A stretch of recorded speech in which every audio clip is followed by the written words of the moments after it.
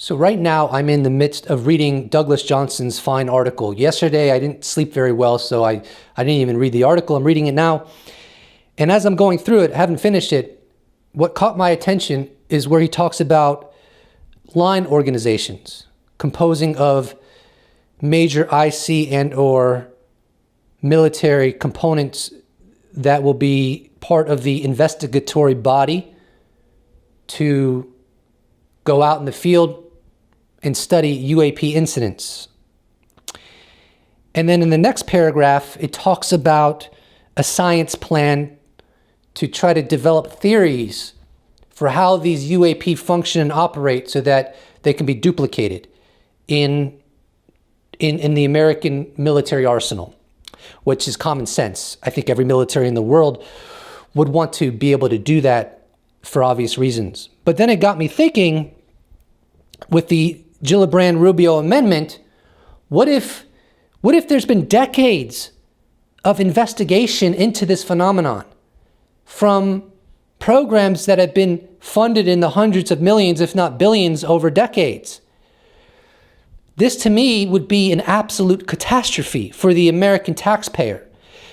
Because if there are already well-established UAP programs that have either uncovered answers to many questions or gotten closer to those answers, and those are running and have been running and will continue to run, while simultaneously we have the new UAP office in the Pentagon starting from scratch with all this American taxpayer dollars going into this new office.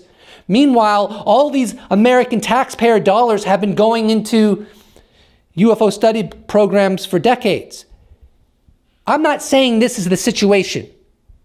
I'm saying that this is going to need to surface in order to prevent duplication of efforts into this study. Because the last thing we need is to reinvent the wheel if the wheel has already been established through scientific investigation as a metaphor for what they've learned about UAP. And so I know that Jeremy Corbell has said that he has received information from a credible source or sources that there are 4 major UAP programs within the United States government in different, I think, different militaries like the Navy or the Air Force. There's 4 of them.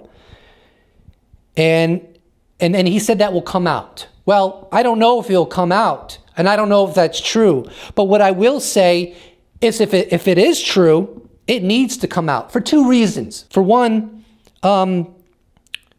if our tax dollars have been going into this for so long, I think we have a right to know. Keep what you need to keep classified. But if you have these organizations, tell the taxpayers that that's part of where their money has gone to. You don't have to give us every dark secret.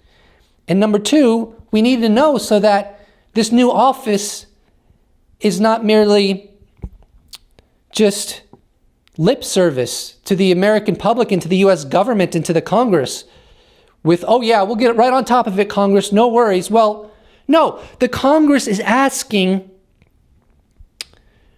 the agencies to look into this with the assumption that it has not been looked into.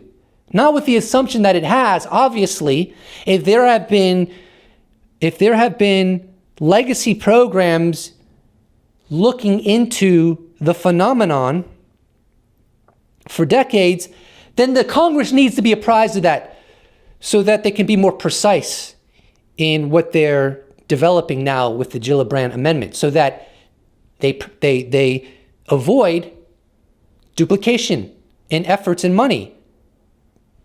The American public deserves that. The United States Congress deserves that. The United States government deserves that. This charade, if it is indeed a charade, cannot continue. It's illogical. It cannot be justified. Sanity must take the lead. That's all I got to say. Bye. Special thanks to all YouTube members, patrons, those who have bought merch, those who give me one-time donation. I couldn't do it without you. I appreciate it so much. See you in the next episode.